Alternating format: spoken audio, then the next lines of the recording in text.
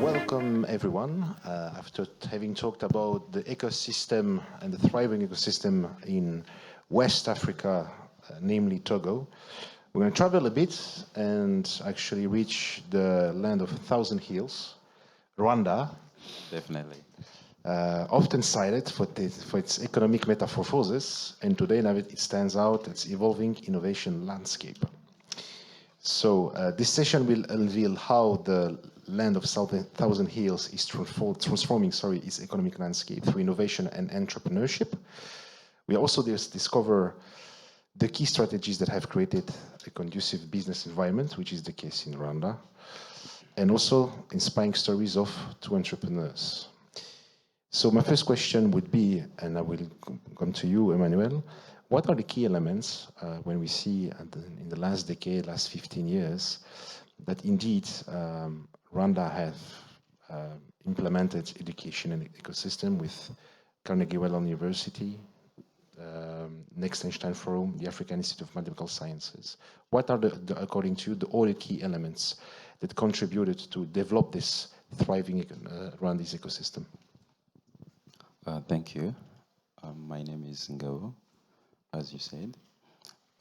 The key notes, our government has empowered youth. According to the statistics we have now, 78% are under 35 years old, which gives the entire country more energy to adapt to the new system, to the new ecosystem. So our government has done a lot of tasks to empower and make sure that youth are more energetic and use the resources which is around. Thank you. But what kind of resources, if I may ask? First of all, is the energy of youth. We are easy to adapt to the new era we are in. Yeah. And the same question would be to you, because, I mean, Rwanda has become sixth the most influential metropolis in the startup ecosystem in East Africa. So what are the elements that contributed to that, according to you? So as a country that has experienced the social conflicts of the genocide, after the genocide, we had to come together, the unity where all the Rwandans were working together to develop the country, and also security, high security, and easing the business ecosystem where within just 24 hours you can register the business in Rwanda and you get a registration certificate. Yeah. And in the tourism sector, I mean, there is a vibrant campaign. If we look at Visit Rwanda, I mean, Rwanda is signing partnerships with Arsenal, PSG here in France. So this help you to actually those elements in this campaign contribute also improve the tourist sector in Rwanda, and how? Definitely. So with the tourism sector, we had, before having the promotion in European and American countries using the big stars teams or the stars, we have also, it's a country with the mountain gorillas where we have the Keziaa. Keziaa originates from our old culture of naming newborns, babies in our families. So we have replicated that to mountain gorillas as well. And that campaign happens every year. And we call upon the stars, like you said, the Paris Saint-Germain, the Arsenal, and other influential people from around the world, where we speak upon the achievements during that date of Keziaa gorilla naming ceremony, and also representing as a country in Albertine Lift, where in the Great Lakes there is mines and security, but Rwanda tries to have high security level where everyone is safe to travel to Rwanda and also do business as well, as we are talking about business. Regarding business, I would like to ask you, Emmanuel, because if you look at the Kigali Convention Center, Rwanda hosting many events. So does that contribute as well to develop this startup ecosystem, providing services in various sectors? Definitely, yes. You might wonder, for example, in last couple months, we have received the Women Deliver Summit, where we have an audience around 3,000 people. You might wonder how much money entered into the country, how employment rate have been affected by those people who came in. Some people got jobs. Even the tourists, the tour guides got some money from those audience. Yeah.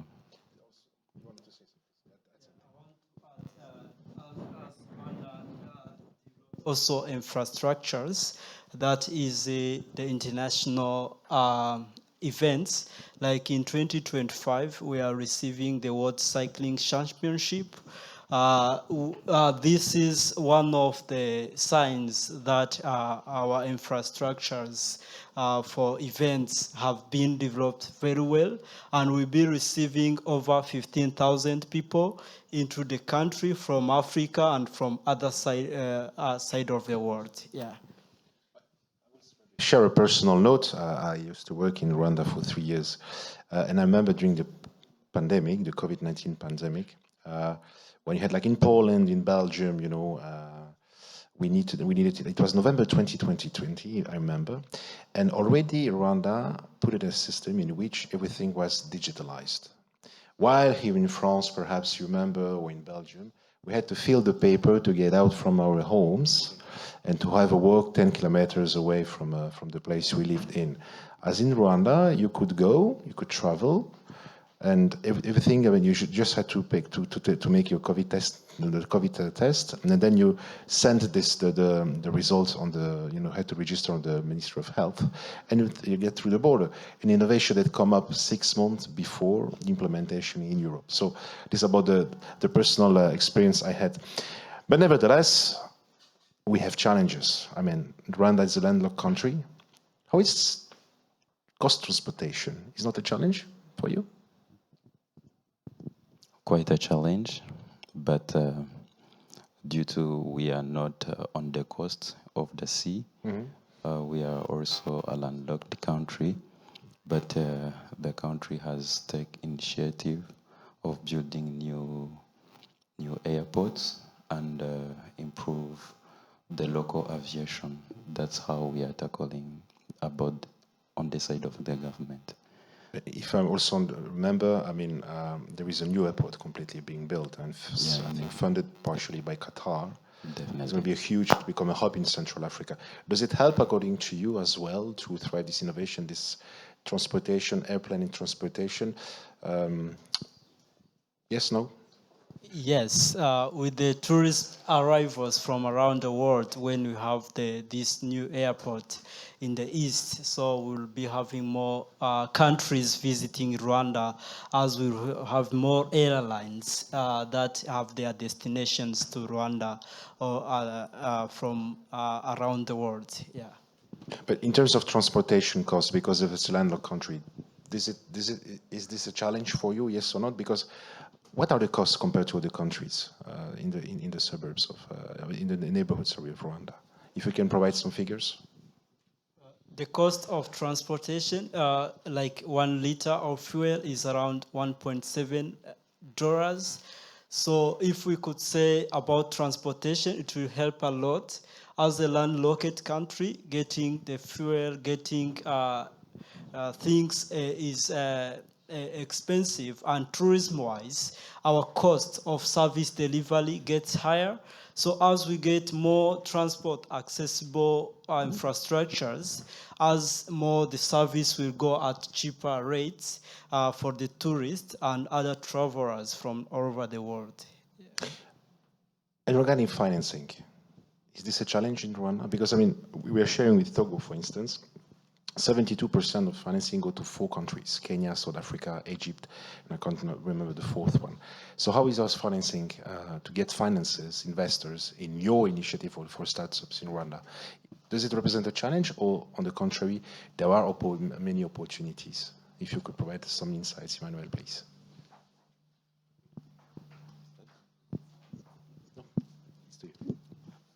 About that, we do not base on investment or any other thing. First of all, we are creating clear idea and having the better projection. That's what matter more. That's what we are focusing on now.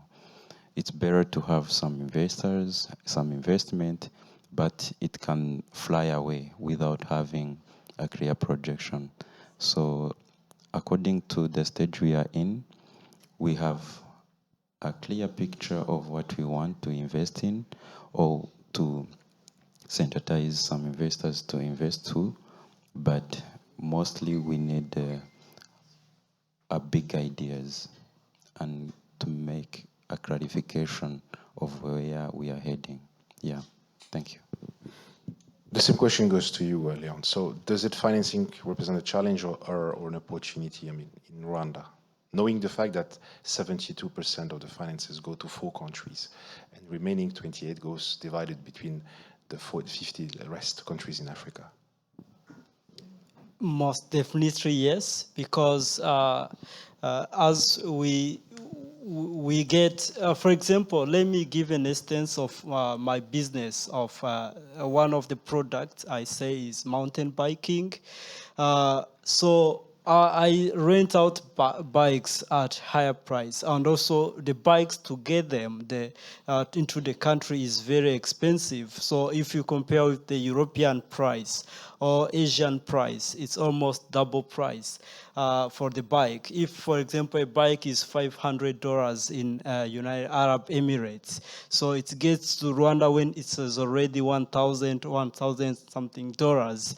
So this can create high financial issues to the young business starters to get the products that need to be delivered on the market.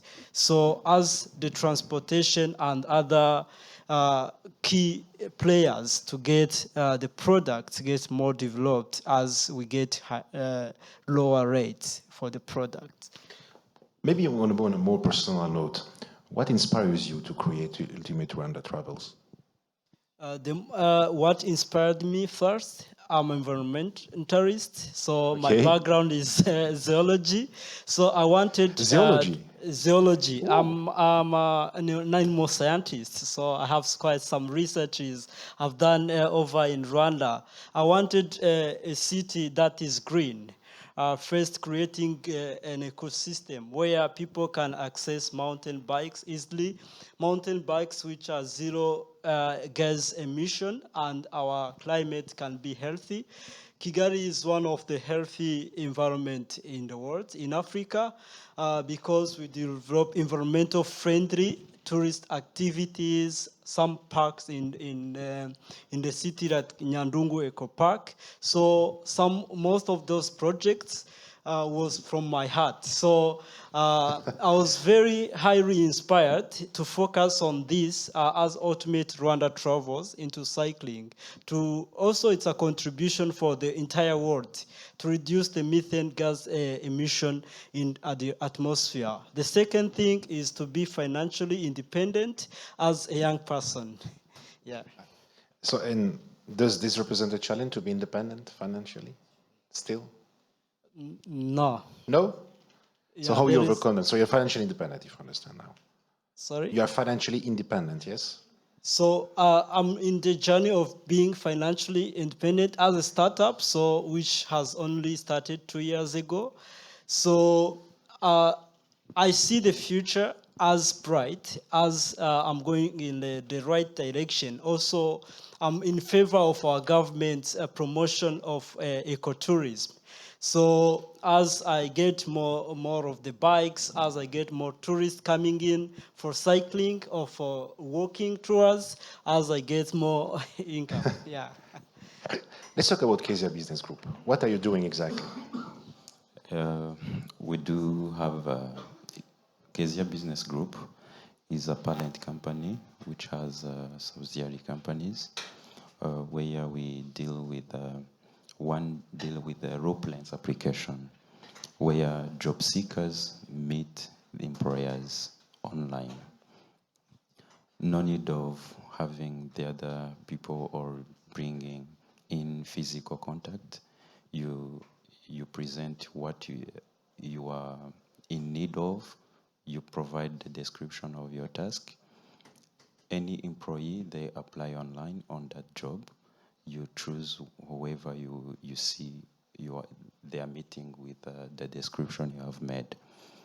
After agreeing, they deliver their task. We collect money from employer. After delivery of task and approval from employer, we dispatch the money. Dispatch the money. Okay. Yes. But so Keziaa Business Group is an umbrella of various... It's an intermediator. It's an intermediator, okay. Yeah, but and online. What inspires it's an online platform. An online platform. What inspired to create Keziaa Business Group? I mean, you could see there is a gap somewhere in the market that you could feel? According to some perspectives of our government, you can even know that through Google. You can ask Google how corruption rate we are on. So we have, according to the statistic I gave you, we are 78% under 35 years. It means job seekers are many, and they have to earn a lot, or even to have something to do. How are going to meet the employers? We have job seekers. How they are going to be connected? Due to that perspective of diminishing and eliminating and fight against corruption, it's better to have an online platform. So we are contributing also on that part. So job seekers... Employment. On employment, you know. But not only. Sorry? But not only. Not only. Not only, yeah. So what are the other sectors, for instance? You know, there is sometimes harassment job seekers like to face. Also that eliminated or only that exactly. So by Loveland's application, we are able to meet employers and employees in different places, no physical contact. It gives also that freedom of employee and employer and in time effectiveness. Thank you. Time effectiveness. I mean, how you reduce that time in your initiatives? If you can give some figures, for instance. I can give you an example. You might be in need of having a logo like Keziaa. Sometimes when you use your familiar people, he or she can deliver that within 1 week. But once you are going on Lovelands, you can receive it within 1 hour. That's time. 1 hour. Yeah. So it's really time saving, cost savings, time savings. Definitely. Perhaps I would like to turn to audience. We have one question for a panelist here from Rwanda. No? Nobody? Yes, please, sir. I will come to you, and I will give you the mic.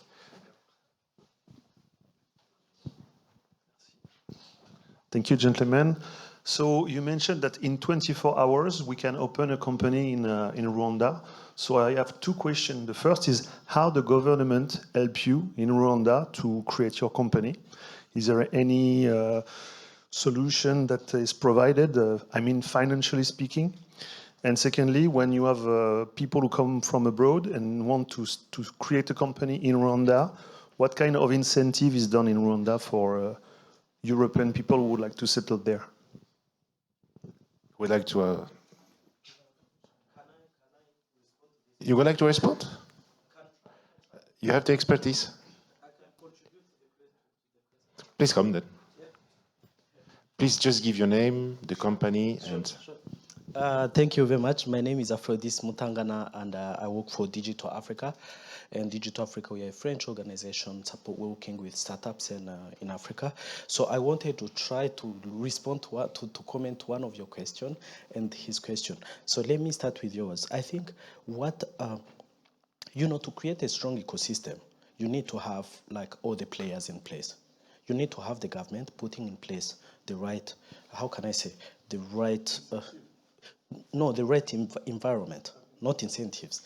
And you have the academia, you have the private sector, so that you really create, you have to have the investors, you create this environment. So I think what the government have done to help to open your company easily is that environment. Yes, as they said, I was not here, but I think to open a company takes 6 hours, it's online, it's free. Okay, and when you are a foreigner, you can come and open as others. This is the reason why they try to open for other incubators. Norsken, it's a Swedish. We have Westerwelle, it's German. We have K-Lab 250, they are Rwandans. So to make sure you have a mix. And the question you asked about the access to finance, it's one of the elephant in the room all over the world. But what they are trying to do, there is incentives for investors. There is incentives for investors whenever you want to invest. That one. Second, there is something interesting they are doing. I'm not really like 100% of I don't have enough information, but there is something created called Kigali International Finance Center to attract investors, and they changed 23 laws to say, if you're an investor, you can easily, get your investment fund there.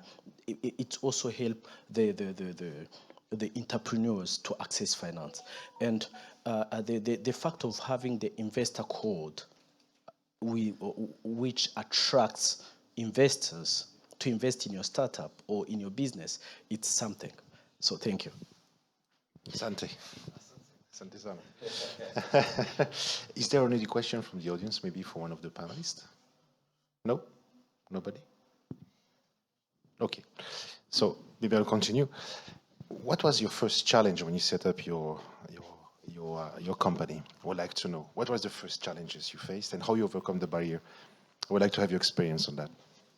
My first challenge when I set up the company was finance. Finance, so we go back to finance. Yes, as I mentioned, for mountain biking business, so we don't manufacture mountain bikes in Rwanda, so we import them from Europe or from United Arab Emirates.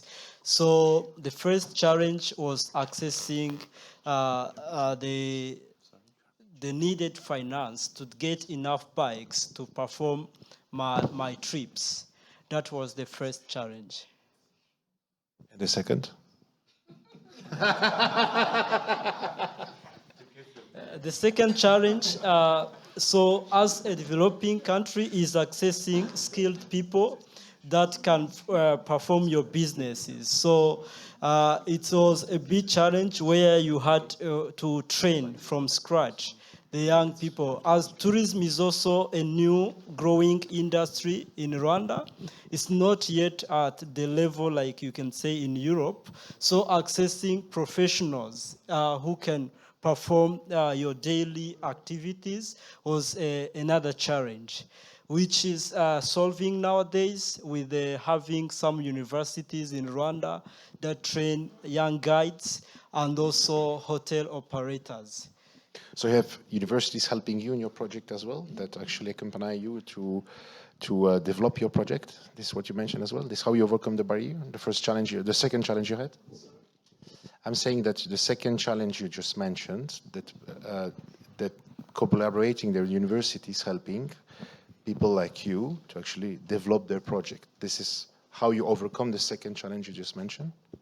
Yes, it's getting the staff I need to train train them as an expert in tourism, especially adventure tourism, and also getting partnership with universities, local universities, and some European who sends volunteers to Africa. Thank you very much for sharing these insights. There is a pitch now session. There are two of you, 2 minutes to present your project, to pitch yourself. You talked about your challenges. The floor is going to be yours. You're going to join me, and afterwards, after 2 minutes, you're going to pitch Keziaa Business Group. Thank you very much.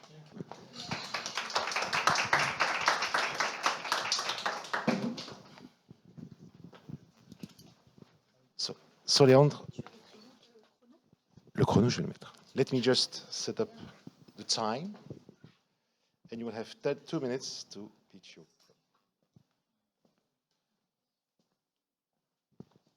Go ahead, please. Hello once again. My name is Léandre IRAGENA. I'm the managing director for Ultimate Rwanda Travels. It's a leading adventure company in Rwanda. We promote cycling, mountain biking, and adventure tourism around Rwanda and East Africa, where we also want to bring IT-based solution for travelers to access all the destinations without going through the places. For example, we want to replicate the audio guides that helps elderly and other people who want to visit our cities without the need of the guides. Can travel around the city of Kigali easily, so which will be our starting point, visiting the city with audio guides where there are no dangerous animals is easy than going to national parks like our safari park, Akagera National Park, where there are dangerous animals. You definitely need a guide over there.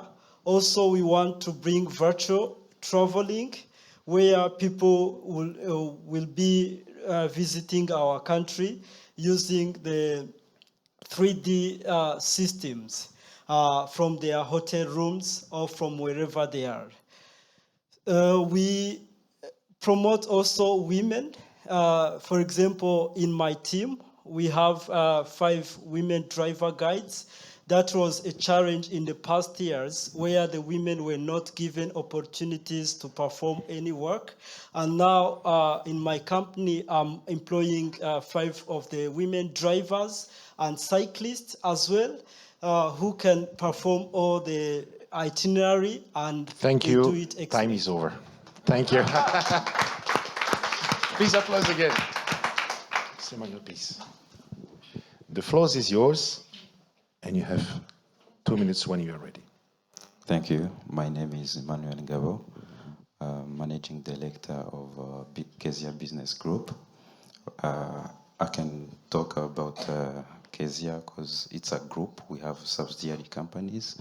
I've talked about low plains application. I might go to general trading. That's where we have started before we go on the other projects. General trading, we buy things from Europe, Asia, USA, Canada on behalf of the wholesalers we have locally. You might know how this help many wholesalers. You might buy 1 container. It takes 2 to 3 months to reach in Rwanda, but in time we buy bulk quantity like 50 containers. It comes in short time. That's how we deal in general trading. We buy electronics, etc. Mobility Smart City, it's also dealing with a company we call Kicker, where we initiated a taxi option for women driving. They drive it's for making our young ladies to drive to own their own cars. They get them on loan and then they drive to own. This helps in Smart City due to the cars must be full electric. About bio-waste transformation into vermicompost, this is where we collect waste from hotels, schools, and to different households, and we collect them, we transform them into 100% organic fertilizer. We reproduce liquid and solid manure. Thank you. Time over. Asante sana. Applause, please. So I hope this Rwanda's tool was really helpful for you to improve your knowledge about the Rwanda ecosystem, thriving ecosystem. I would like to thank you, our two panelists, once again, and I wish you good luck for your pitch.